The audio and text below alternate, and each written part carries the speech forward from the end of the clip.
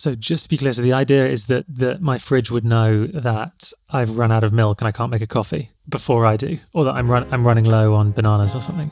Quite literally, that's what some retailers are already experimenting with at the moment. You think I'm joking, but I'm actually not. That's Laura Saunter, WGSN Senior Retail Strategist, and she's discussing retail trends. Hello, everyone, and welcome to WGSN Create Tomorrow podcast on retail. I'm your host, Joe McDonnell, Director of Insight, and I'm joined today in the studio with Laura Saunter, the Senior Retail Strategist. Hi, Joe. It's such a pleasure to be here. And Candice Medeiros, the Retail Strategist on WGSN Insight. Thanks for having us, Joe. So we're midway through Q2, and definitely my impression is that retail is back with a bang in 2024. Some of the magic is returning to the sector, but the landscape appears to be increasingly complicated. So just a few weeks ago, Amazon came out and announced they're going to be pulling back their Just Walk Out technology, and that in fact the training model wasn't entirely AI, but was also supported by about 1,000 people in India confirming which product you've selected manually. I'm sure many a retail manager around the world breathed a sigh of relief at this news.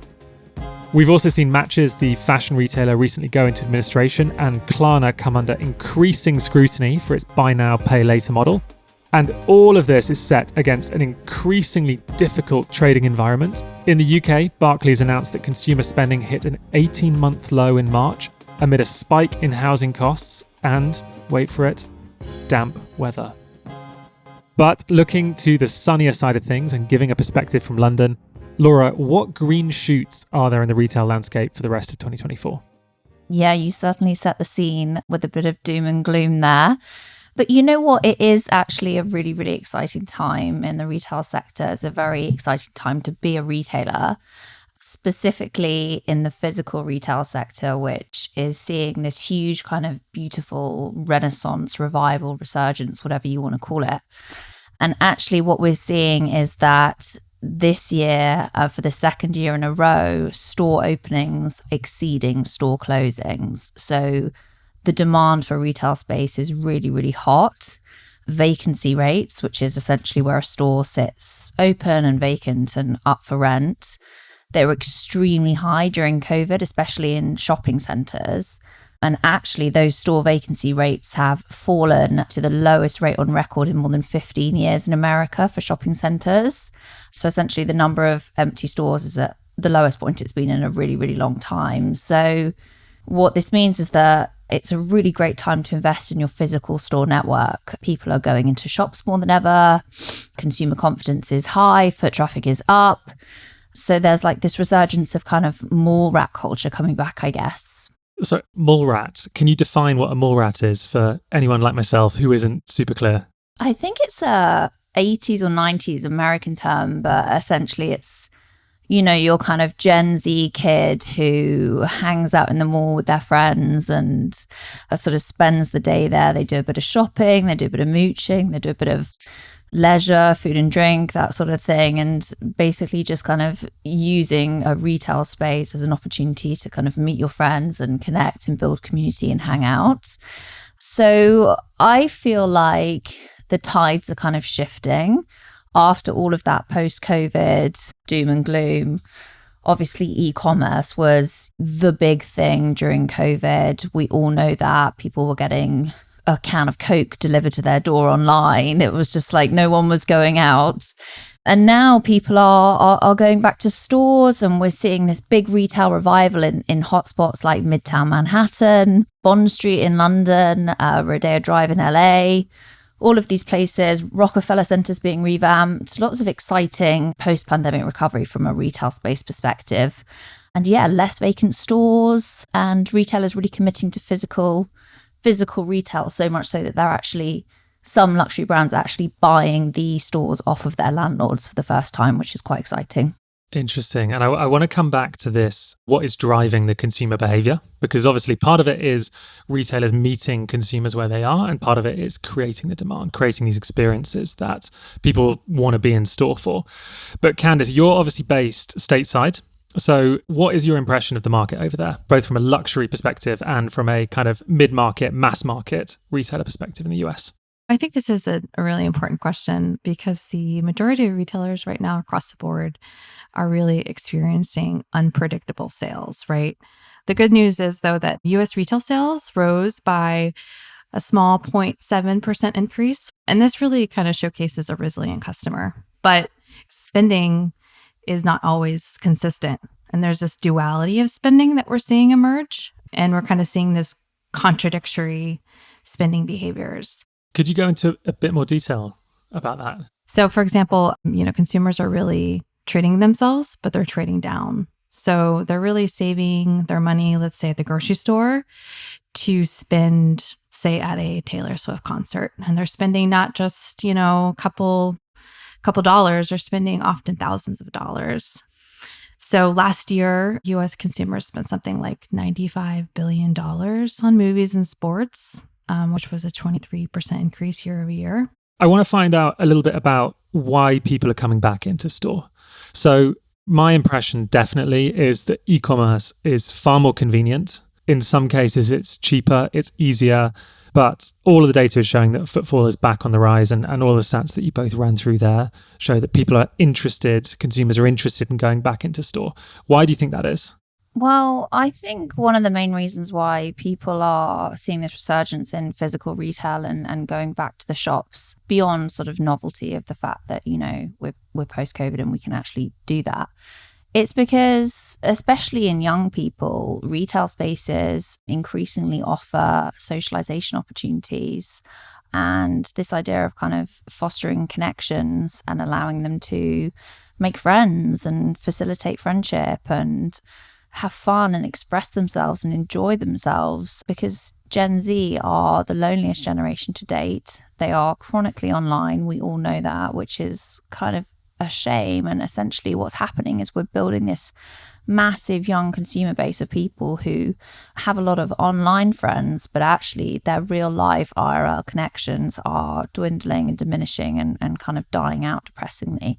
So retail spaces or brands that understand that and that really offer them an opportunity to come in and find that kind of that meaning, that connection, that idea of kind of just getting off your phone and meeting someone and having fun and learning something. And you don't even need to buy anything. It's just about kind of being surrounded by an environment that's supportive and lovely and kind of like a brand building exercise, basically. So I think that this idea of building an offline ecosystem just as much as an online ecosystem is really, really important if you're a brand these days.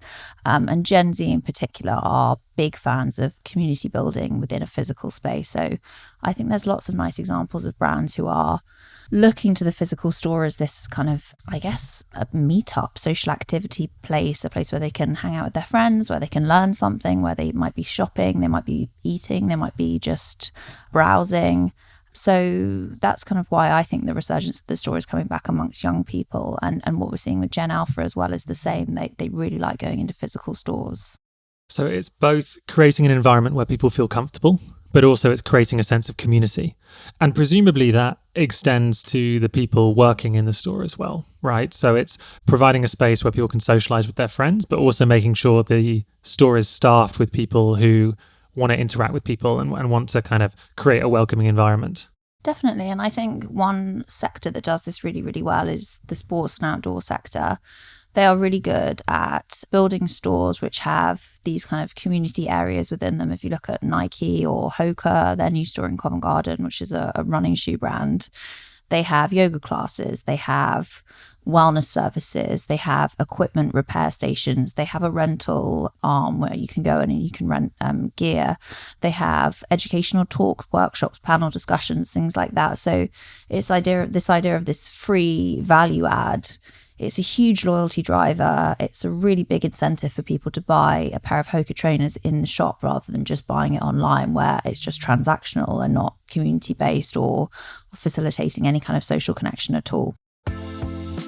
You're listening to the WGSN Create Tomorrow podcast about retail trends we're tracking here at WGSN. I'm your host, Joe McDonnell, Director of Insight, and my guests today are Laura Saunter, Senior Retail Strategist, and Candice Medeiros, the Retail Strategist on WGSN Insight. I want to change gears a little bit because obviously the physical retail space is super important, but we are hearing all about AI. I'm interested to know who, if anyone, has implemented it in their stores and what does it look like? Is it practical at the moment? Importantly, I think not all businesses are the same. They don't serve the exact same customer. They don't have the exact same need. So AI doesn't necessarily make sense across every business. But I think AI, what is helpful about AI right now is that we're seeing it kind of being implemented with additional technology, which is really exciting. So AI with blockchain technology, AI with AR, and this is really helping kind of the front of house customer service facing experiences, kind of elevating this experiential retail. So if you look at, Tommy Hilfiger, who worked with Crosby Studios, and they both leveraged 010 to incorporate AI as well as AR mirrors into their store to kind of create this hyper digital retail experience. I think use cases like that are helpful, but where use cases are not so helpful is when you totally delete a workforce for something like self-checkouts and customers don't have an option, but only to choose these self-checkouts with technology. And this technology was implemented to create a frictionless experience, but ultimately it's doing the exact same thing it wasn't supposed to do. It's creating a friction experience for the customer. So I think being mindful of what the customer journey is, how your retail environment is unique, and kind of giving options. But ultimately what it comes down to is that AI could, and will hopefully enhance the customer journey in a more effective and seamless and smooth way without taking away that human touch, which I think is really, really important. So something like advanced AI product tagging and machine learning and kind of data scraping, all of those things can make personalization so much better. They can make search optimization better. They can make product recommendations better when you're shopping online, because you have essentially a machine inputting those SEO optimized product tags and titles and descriptions. So your search works much better. And then what humans can do is have hours and hours and hours of manual work of inputting those product tags saved so that their time is freed up to be more present in store and kind of provide that sort of human touch. So using AI at the back end and having humans at the front end, I think is really, really important. And retailers shouldn't be scared of using AI as long as they're still keeping the human touch, as Candice said. Like, don't do away with checkouts altogether. Make sure you still have human staff in stores, because that's what customers are telling us that they still want. So do you think that is the direction of travel then? Do you think it is going to be more backroom? Are customers ready for AI? What's your research showing in terms of how consumers feel about AI or what they want from brands when it comes to AI? I actually think that customers are quite reticent and reluctant to use AI. I don't think they're that into it personally. I read a statistic recently that said that something like 86% of customers actually don't want to interact with AI or some kind of automation within the physical retail space. I think that where it is going to be efficient and fun for them is if you make it an experience, make it something that they can enjoy, something like, as Candice was saying, the mirrors in store, magic mirrors, or things like virtual fit and sizing, which is kind of this combination of AR and AI technology, but actually you're giving the customer a great experience, which is getting a perfectly fitting product or pair of shoes using this technology in the store. Can you tell us a little bit about what virtual fit and sizing is? How does it work? How's it used? So, for example, say I was to go into a trainer store, for example, On, which is the Swiss running brand, On Running. If you go into their flagship store in New York City, they've got this incredible AI-enabled, essentially magic wall, they call it. And it's got these sensors throughout this wall, and it's just laced with all of this technology. And you can try on a pair of shoes and you run in front of it. And it examines your gait, your running gait, and then based off of, your speed and your gait and your foot shape and all of these things, it serves you up the best possible recommendation of footwear that they have in stock for you based off of your exact personal preferences, your weight, the way that your body moves, all of those things. So you're getting the most optimized item that you can possibly get based off of this tech-enabled experience, but you're still in the store talking to a human. And presumably the shoes are very expensive. So this is a kind of further justification for a proof point, right? Yeah, I mean, they are a premium price point, but I think it's probably worth it. Excellent. Well, look, I want to stay with that idea a little bit, because buy now, pay later products have become under increasing scrutiny recently. What role do you think they play for consumers and their relationship with retailers? Yeah, buy now, pay later, it's everywhere. I remember first reporting on buy now, pay later something like 8 years ago, and then it was a very kind of conceptual, never going to happen kind of thing. And actually now here it is, 1 in 4 Gen Z in the US say that they actually won't buy a product from a brand unless that brand offers them buy now, pay later. So it's completely unavoidable. And it's difficult really because it's a very helpful financial tool for a lot of people. And I can understand why young people like it and want to use it.